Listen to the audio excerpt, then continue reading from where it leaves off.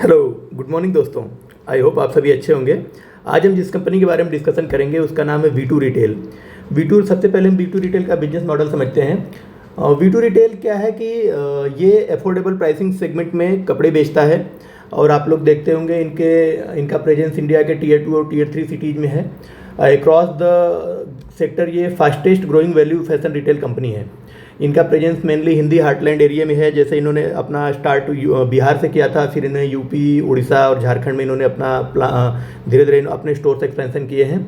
और इनका जो एक्सपेंशन का मॉडल है वो क्लस्टर बेस्ड एक्सपेंशन है। मीन्स ये क्या करते हैं कि किसी सिटी के एक कोने में अपना एक स्टोर पहले खोलते हैं, उसका रिस्पांस देखते हैं और उनको अगर रिस्पांस अच्छा लगता है तो फिर ये क्या करते हैं कि उसी शहर के अलग अलग जगहों पर अपने अलग अलग स्टोर खोलते हैं। तो कस्टमर जो एक बार इनके स्टोर में जाता है वो शहर के हर जगह पर इनके स्टोर देखता है, तो उसके दिमाग में एक अच्छी इनकी ब्रांड रिकॉल बनती है, इनका ब्रांड वैल्यू इनका अच्छा जनरेट होता है।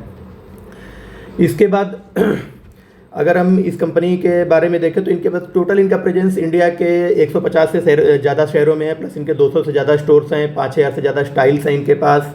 और अब इनके थोड़े से फाइनेंशियल के बारे में हम डिस्कशन कर लेते हैं। इनका फाइनेंशियल ये है कि इनका रेवेन्यू, एक्चुअली इनका जो रिजल्ट आया है वो बहुत ही एक्सट्रीमली शानदार है। और देखेंगे तो value retail fashion retail space में फास्टेस्ट ग्रो करने वाली कंपनी है। जो भी इनके कॉम्पिटिटर हैं इनसे आधे भी रेट से ग्रो नहीं कर पा रहे हैं, तो इनका काफ़ी फ्यूचर में भी काफ़ी स्कोप अच्छा लगता है।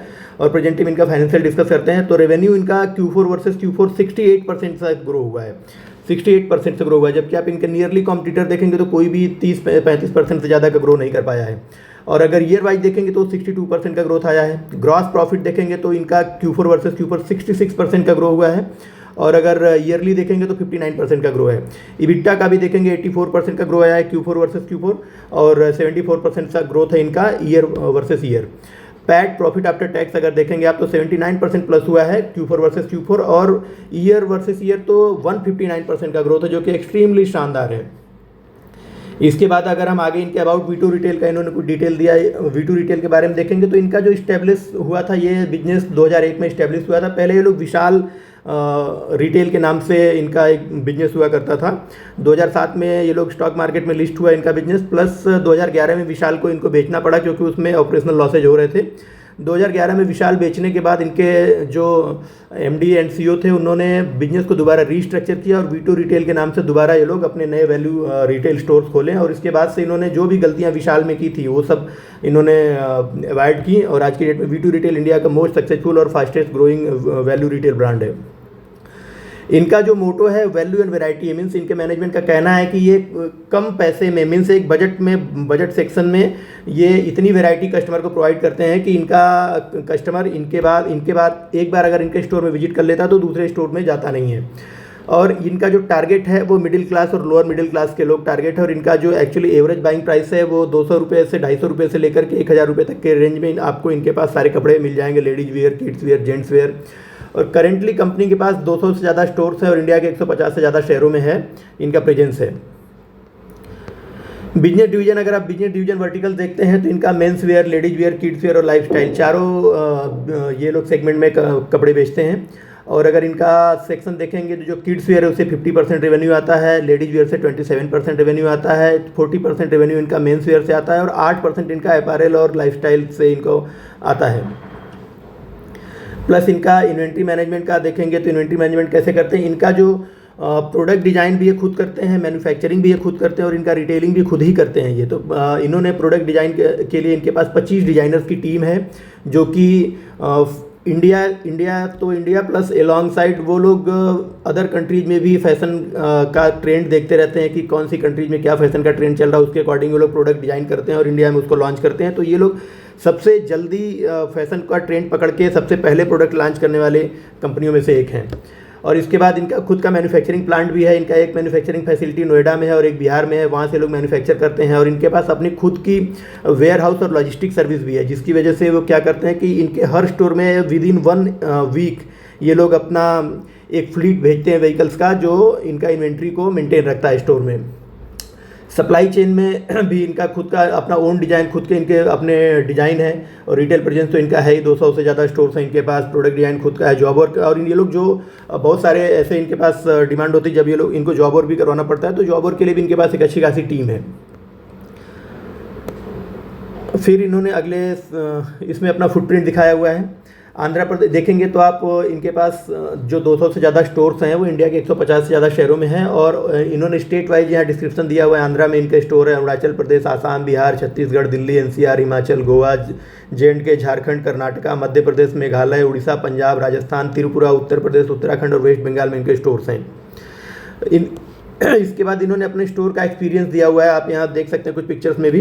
इनके स्टोर्स में जैसे ये लोग क्या करते हैं कि कई सेगमेंटेड डिवाइड कर देते हैं। किड्स का सेगमेंट अलग है, लेडीज वियर का सेगमेंट अलग है, इन्फेंट वियर का अलग है, जेंट्स का अलग है, और इसके बाद जो लाइफस्टाइल सेगमेंट है वो अलग है। तो उसका एक्सपीरियंस भी बहुत शानदार रहता है। और इनकी जो USP है बिजनेस की, वो वैरायटी, इतनी वैरायटी वो लोग देते हैं उस प्राइस रेंज में कि कोई और ऑफर ही नहीं कर पाता है। फिर अगर आगे आप देखते हैं तो ये भी इनका स्टोर एक्सपीरियंस की पिक्चर लगा के रखी इन्होंने। तो ये बिजनेस मॉडल था इनका। आई होप आपको बिजनेस मॉडल समझ में आ गया होगा। अब हम मैनेजमेंट के कुछ रेवेन्यू और EBITDA मार्जिन का जो उन्होंने गाइडेंस दिया उसके बारे में डिस्कशन कर लेते हैं। इनका Q4 वर्सेस Q4 जो रेवेन्यू आया था 68% ग्रो आया था, और 24 वर्सेस 25 में वो ग्रोथ थी 62%। मैनेजमेंट का आगे गाइडेंस है कि हम 50 से 45% का ग्रोथ हम कंटिन्यूसली अगले 4 से 5 सालों तक करते रहेंगे। और इनका सेम स्टोर सेल्स ग्रोथ अगर देखेंगे 8 से 10% आया हुआ है। और मैनेजमेंट का गाइडेंस भी है कि सेम स्टोर सेल्स ग्रोथ इनका 29% आया, लेकिन मैनेजमेंट का बोलना है कि अभी हमारा बेस बड़ा हो गया है, इसलिए हम आगे से 8 से 10% का सेम स्टोर सेल्स ग्रोथ का एक्सपेक्टेशन करते हैं। EBITDA मार्जिन देखेंगे इनका 11.6% था Q4 वर्सेस Q4, और 24 वर्सेस 25 इनका 13.7 जो कि बढ़ गया है। और मैनेजमेंट का गाइडेंस है आगे 8 से 9% से EBITDA मार्जिन ये करेंगे। पैट मार्जिन इनका 3.8% था 24 वर्सेस 25, जो कि मैनेजमेंट का गाइडेंस है कि आगे आने वाले ईयर्स में ये लोग अपने पैट मार्जिन को और बढ़ाएंगे और 4 से 5% के अप्रॉक्सीमेट लेके जाएंगे। ग्रास प्रॉफिट इनका 66% था Q4 वर्सेस Q4, और Q4 24 वर्सेस 25 59% था। मैनेजमेंट इसमें कोई गाइडेंस नहीं देता, लेकिन इनके पिछले ट्रैक रिकॉर्ड के अकॉर्डिंग ये लोग 60% के आसपास तो अप्रॉक्सीमेट इनका ग्रॉस प्रॉफिट रहेगा। और अगर इनका वैल्यूएशन कैलकुलेट करें तो करंट PE इनका 92 है, और इस वैल्यूएशन पे कंपनी थोड़ी महंगी लगती है। लेकिन अगर 1 ईयर फॉरवर्डेड PE अगर आप कैलकुलेट करते हैं तो इनका जो पैट मार्जिन है वो 4 से 5% है, और इनके इस हिसाब से अगर कैलकुलेशन करते हैं तो 1 ईयर फॉरवर्डेड PE निकल के आता है 47 से 55। तो अगर आप 47 से 55 के PE पर आपको 50 से 60% का ग्रोथ वाली कंपनी मिलती है तो ये एक बहुत अच्छी डील है, और एक बढ़िया वैल्यूएशन पर अभी ये कंपनी मिल रही है। इसके आगे फिर हम इनके लिए इनका कॉन्फ्रेंस कॉल का कुछ पॉइंट्स से डिस्कशन कर लेते हैं। तो इनके मैनेजमेंट का कहना है कि 2025 इनके लिए स्ट्रॉन्गेस्ट ईयर था इन द कंपनी हिस्ट्री। आज तक की हिस्ट्री में सबसे स्ट्रॉन्गेस्ट ईयर था। इनका रेवेन्यू ऑल टाइम हाई हुआ है जो कि 1884 करोड़ रुपए पहुंच गया है, 62% है देन FY24। और हाईएस्ट ईवर पैड भी इन्होंने जनरेट किया 72 करोड़, जो कि 159% है then financial year 24। EBITDA growth इनका 74% से बढ़ा हुआ EBITDA 257 करोड़ पहुंच गया, मार्जिन इनका 13.7% पहुंच गया है। सेम स्टोर सेल ग्रोथ 29% था, वॉल्यूम ग्रोथ इनका 43% था, और फुल प्राइस सेल बिना डिस्काउंट के इन्होंने जो कपड़े बेचे हैं वो 89% इनका विदाउट एनी डिस्काउंट इन्होंने अपने स्टोर से कपड़े सेल किए हैं। ROE इनका बढ़ के 23.2 पर पहुंच गया है। ROE भी अपवर्ड डायरेक्शन में जा रहा है, ROC भी अपवर्ड डायरेक्शन में जा रहा है। पैट का मार्जिन भी इनका 3.8 से 4.5% पहुंचाने का मैनेजमेंट का गाइडेंस है।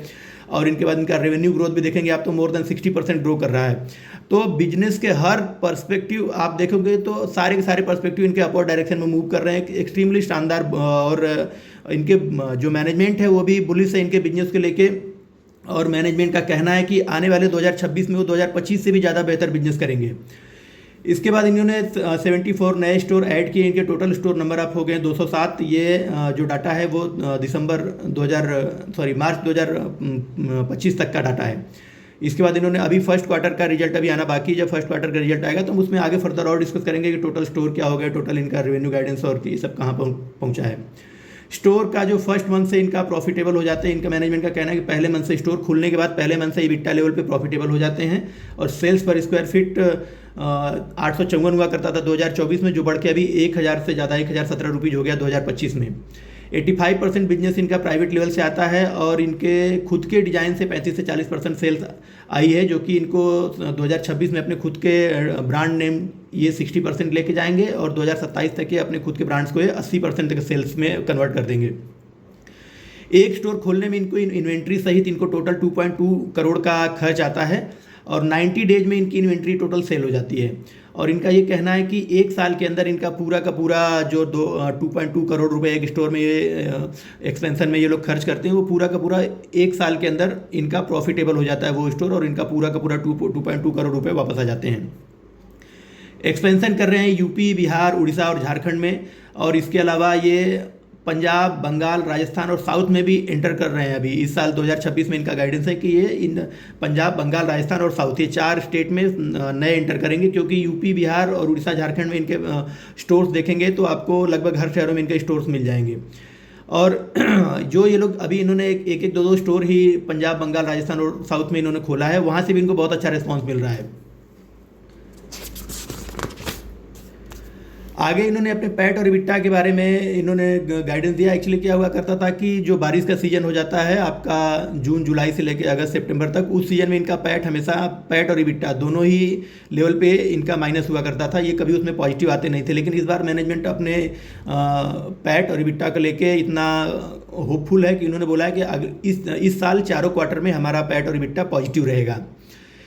पैट बढ़ा के 4 से 5% लेके जाएंगे 2026 में ये लोग, और इसके बाद 100 नए स्टोर से 2026 में खोलेंगे, 17 ये खोल चुके हैं। और मार्केट इन स्टोर्स के एक्सपेंशन के लिए ये लोग मार्केट से कोई फंड नहीं उठाएंगे। मैनेजमेंट का कहना है कि इंटरनल एक्यूरल्स में ही इनके पास इतना सफिशिएंट फंड है कि ये अपने अगले आने वाले 3 से 4 सालों तक ये अपने स्टोर्स का एक्सपेंशन करते रहेंगे। फर्दर अगर इनको एक ईयर में 100 से ज़्यादा अगर स्टोर खोलते हैं तब ये सोचेंगे कि इनको मार्केट से पैसा उठाना है कि नहीं उठाना है। सेम स्टोर सेल्स ग्रोथ इनका 2024 में 31% था, जो कि 2025 में 29% हो गया। और इनके मैनेजमेंट का कहना है कि क्योंकि हमारा बेस बिगड़ हो रहा है, हमारा बेस बड़ा हो रहा है, इसलिए हम आगे 8 से 10% SSSG का ग्रोथ का गाइडेंस दे रहे हैं।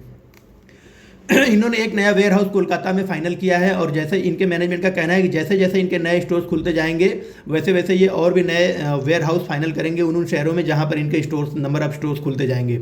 इनके पास जो अभी करंट कैपेसिटी है वेयर हाउस में वो 70 से 80 स्टोर के इन्वेंट्री रखने के लिए सफिशियंट है। लेकिन फर्दर ये इस साल के लिए भी एक नया वेयर हाउस लेंगे, प्लस नेक्स्ट ईयर तो इनको नए वेयर हाउस लेने ही पड़ेंगे। अगले 4 से 5 सालों तक ये हर साल मोर देन 100 स्टोर्स खोलने का इनका गाइडेंस दिया है मैनेजमेंट ने। मैनेजमेंट का कहना है कि अभी इनके पास 200 प्लस स्टोर्स हैं, अगले 4 सालों के अंदर इनके पास 600 से 700 प्लस स्टोर्स हो जाएंगे। मैनेजमेंट का कहना है कि India is a giant consumption giant, तो अगले 10 सालों में ये वैसी ही ज़बरदस्त ग्रोथ देख रहे हैं जो चाइना में 2000 से 2010 के बीच में हुई थी। और इनके पास मोर देन 1 ईयर इन्वेंट्री जो पहले 18% हुआ करती थी, 2025 में वो घट के 5% हो गई। मीन्स इन्होंने अपने इन्वेंट्री को जल्दी सेल किया है। ये अपने कस्टमर को, मैनेजमेंट का कहना है कि हम अपने कस्टमर को मैक्सिमम वैल्यू देते हैं, कस्टमर को ये अपने कंपटीटर से दुगना वैरायटी ऑफर करते हैं सेम प्राइस में। इसी वजह से इनका पर स्क्वायर फुट जो सेल्स है वो अपने कंपटीटर से 25 से 30% ज़्यादा रहता है। इन्वेंट्री ऑप्टिमाइज करने के लिए इन्होंने अपने वेंडर्स के साथ बहुत सारे नॉलेज शेयरिंग और ट्रेनिंग प्रोग्राम्स किए हैं, जिसकी वजह से इनकी इन्वेंट्री जो पहले 30 दिन रहती थी वो अभी घट के 20 दिन हो गई है। इनका रेंट पर स्क्वायर फीट कम हो रहा है, क्योंकि मैनेजमेंट बोलती है कि हमारा ब्रांड रिकॉल इतना स्ट्रांग है कि हम शहर से 1-2 किलोमीटर आउटसाइड में अपने स्टोर खोलते हैं, और लोगों को हमारे ब्रांड के बारे में पता है, इसलिए हमारे कस्टमर वहाँ भी हमको ढूंढते हुए आते हैं, और जिसकी वजह से वहाँ पर इनको जो रेंट देना पड़ता है वो सस्ता रेंट देना पड़ता है। तो इनका देखेंगे आप तो पर स्क्वायर जो रेंट का कॉस्ट है वो भी कंपटीटर का कंपैरिजन में इनका कम है। और इनका मेन क्या है कि ये लोग अपने जो नए स्टोर सारे Tier 2 और Tier 3 सिटीज में खोलते हैं, वहाँ भी इनको रेंट कम देना पड़ता है और सस्ता मिल जाता है। फ्यूचर में इनका कहना है कि हम फ्यूचर में ई-कॉमर्स में और फ्रेंचाइजी मॉडल में भी जाएंगे, लेकिन फ़िलहाल अभी फाइनेंशियल ईयर 2026 में ये लोग अभी इसका बेस बना रहे हैं। 2027 से ये लोग ई-कॉमर्स प्लेटफॉर्म पर भी अपने कपड़े बेचेंगे, प्लस फ्रेंचाइजी मॉडल को भी ये लोग फ्रेंचाइजी मॉडल में नए स्टोर खोलने के लिए लोग शुरू करेंगे। तो ये दोस्तों इनका टोटल बिजनेस मॉडल और मैनेजमेंट का कॉन्फ्रेंस कॉल रहा। और आपको इससे रिलेटेड कोई क्वेश्चन है तो आप पूछ सकते हैं। Thank you.